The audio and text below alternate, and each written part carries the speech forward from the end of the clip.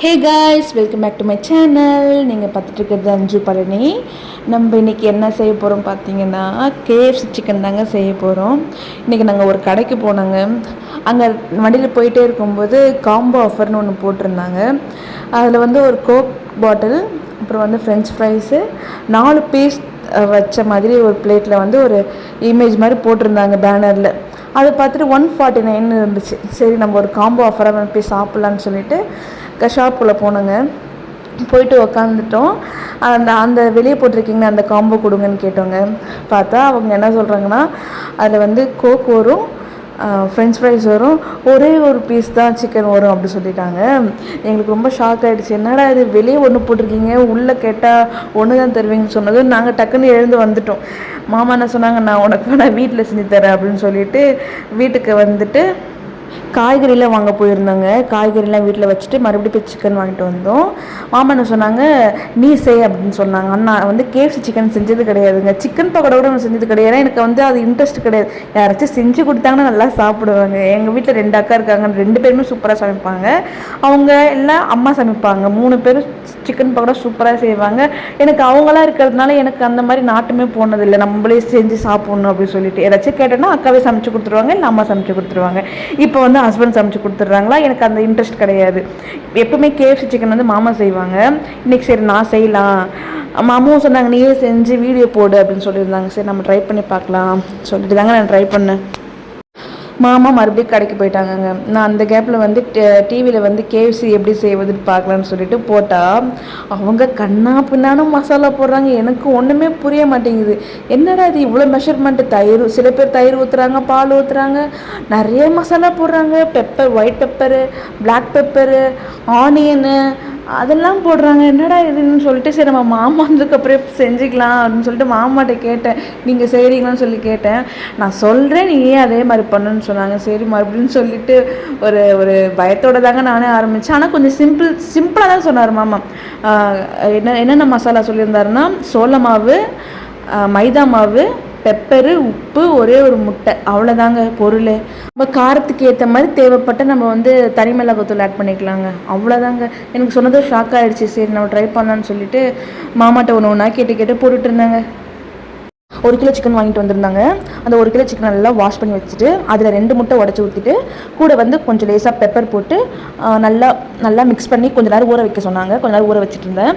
அந்த கேப்பில் வந்து ஒரு நல்ல ஒரு பெரிய கப்பில் வந்து மைதா மாவு கொட்டி லேசாக அதில் கொஞ்சம் உப்பு, ஒரு பெப்பரு, தனி மிளகாத்தூள் போட்டு எல்லாத்தையும் சேர்த்து ஒன்றா மிக்ஸ் பண்ணணுங்க. நெக்ஸ்ட்டு வந்து இன்னொரு கப்பில் வந்து சோள மாவு கொட்டி அதில் கொஞ்சம் தண்ணி ஆட் பண்ணி கொஞ்சம் வாட்டரியாக வச்சுருக்கணுங்க, அவ்வளோதாங்க. நெக்ஸ்ட்டு அதுக்கப்புறம் வந்து கொஞ்சம் ஐஸ் கட்டி வீட்டில் இருந்துச்சுன்னா அதை எடுத்து அதில் கொஞ்சம் தண்ணி கலந்து ஒரு ஐஸ் வாட்டர் மாதிரி வச்சுக்கோங்க. ஏன்னா மாவு டக்குன்னு பிடிக்கிறதுக்காக அந்த ஒரு மெத்தட் சொல்லியிருந்தாங்க. அவ்வளோதான், எல்லாம் ரெடி பண்ணிட்டு இருந்தேன். மாமா ஒவ்வொரு வாட்டி வந்து பார்த்துட்டு இருந்தாங்க, உப்பு பெப்பர்லாம் எவ்வளோ போட்டுட்ருக்கேன்னு சொல்லிட்டு ஒவ்வொரு வாட்டி செக் பண்ணிகிட்டே இருந்தார்.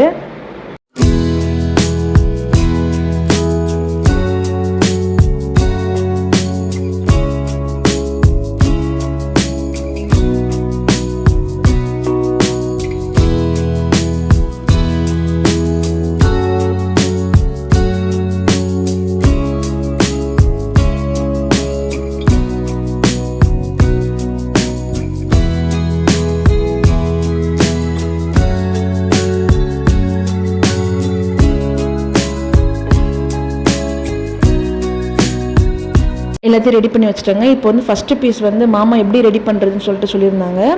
ஃபஸ்ட்டு வந்து மைதா மாவில் போட்டுட்டு அதுக்கப்புறம் வந்து சோள மாவில் கொஞ்சம் நினச்சிட்டு அதுக்கப்புறம் ஐஸ் வாட்டரில் போட்டு மறுபடியும் மைதா மாவில் போட்டு ஒரு பேக்கெட் எடுத்துகிட்டு வைக்க வேண்டியதாங்க. இதாங்க ப்ரொசீஜரு. மாமா வந்து நம்மளுக்கு வந்து ஒரு ஃபஸ்ட்டு ட்ரைன் கொடுத்துருக்காங்க. நம்ம நெக்ஸ்ட்டு பெஸ்ட்டாக பண்ணணும்.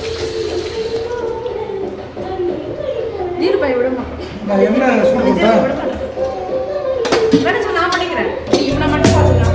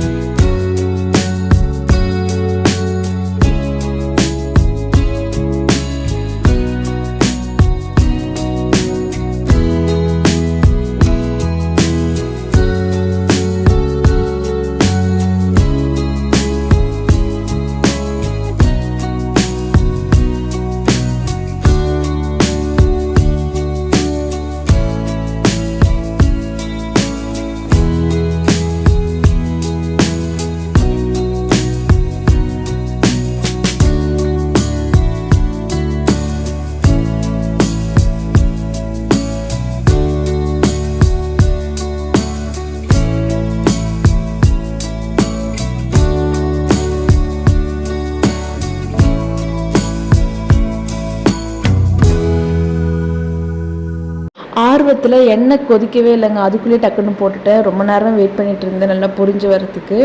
கொஞ்சம் பாதிலே எடுத்துட்டேன் போல், கொஞ்சம் அரைவேக்காடவே இருந்தது. மாமா எடுத்தாங்க, நல்ல ப்ரௌன் ஷேடாக வந்துச்சு. சரி எனக்கு இது செட் ஆகலை சொல்லிட்டு பார்த்துட்டு இருந்தேன். மாமாவே மறுபடியும் செய்ய சொல்லிட்டேங்க. பாதி வந்து டிப் பண்ணி வச்சுருந்தேன், அதுவுமே வந்து சரியாக இல்லைன்னு சொல்லிட்டாங்க. ஏன்னா நான் வந்து ஒரே கையில் வந்து ரத்திங் பண்ணிட்டேன். மாமா வந்து 2 கையுமே யூஸ் பண்ணிகிட்டு இருந்தாங்க தண்ணி படாத மாதிரி. நான் செஞ்சது பாருங்கள் எவ்வளோ பவுடர் கொட்டியிருக்கு பாருங்கள் மைதா மாவு. சரிப்பா நீயே செய்யப்பான்னு சொல்லிட்டு நான் போய் உட்காந்துட்டு தீரன் கூட விளையாட ஆரம்பிச்சிட்டேங்க. அதுக்கப்புறம் மாமா வந்து போட ஆரம்பித்தாங்க. அந்த மறுபடியும் அதே பீஸை வந்து நல்லா வேக வச்சாங்க மாமா. நான் போட்ட பீஸை வந்து டேஸ்ட் பார்க்கலான்னு டேஸ்ட் பண்ணி பார்த்தேன். ஆனால் எனக்கு அந்தளவுக்கு வாவ்னு சொல்ல மனசு வரலங்க.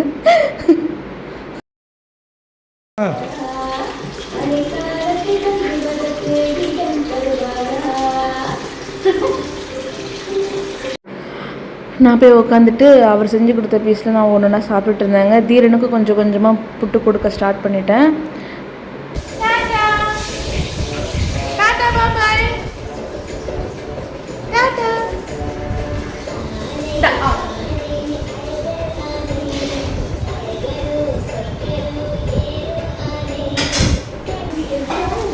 நான் ஸ்டார்டிங் ஒன்று போட்டேங்க, எனக்கு சரியாக வரல. அதுக்கப்புறம் மாமா தான் செய்ய ஆரம்பிச்சிட்டாங்க.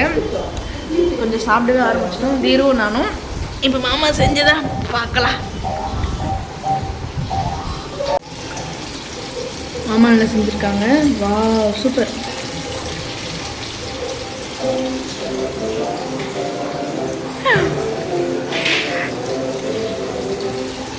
Almost done. KFC சாப்பிடலாம்.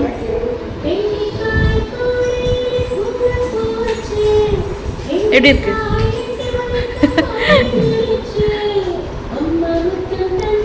இப்போ நான் சாப்பிட போகிறேன். ஓகே, அப்போ அப்படியே வச்சுக்கோ, வந்து சாப்பிட்டு லெமன் போட்டாங்க.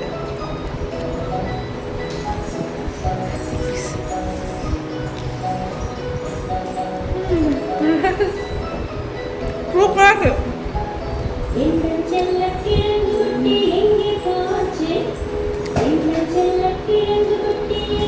வேற லெவல்.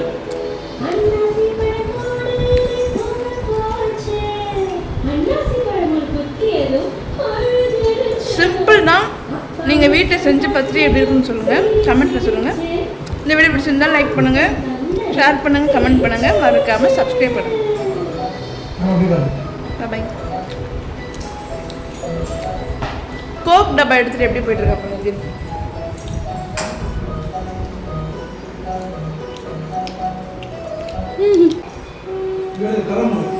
இந்த கோக் எங்களுக்கு. ஓகே, பாய்.